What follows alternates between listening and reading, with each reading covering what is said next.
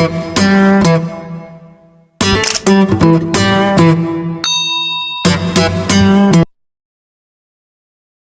mga kakwentutan. Kumusta kayo? Natatandaan niyo pa ba ako? Pasensya na kayo, medyo natagalan ha. Sabi ng karamihan, basta seaman seaman loloko. Ngunit may mga seaman pa rin na seaman loloyal. Yung sila na nga mismo ang nag-a-adjust. Ginagamit nila ang kanilang break time para lang makapag-video chat ng 1 oras. Nagpapaalam pa para lang uminom. At para lang makaraos ay kailangan pa nilang gamitin ang kanilang kamay.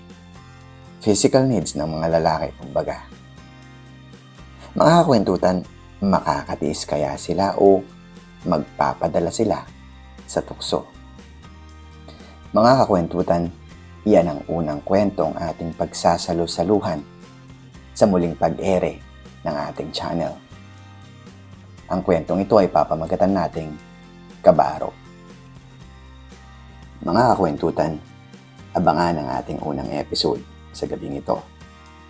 At ako yung maasa na sana sa ating muling pagbabalik ay nakatutok at nakasuporta pa rin kayo.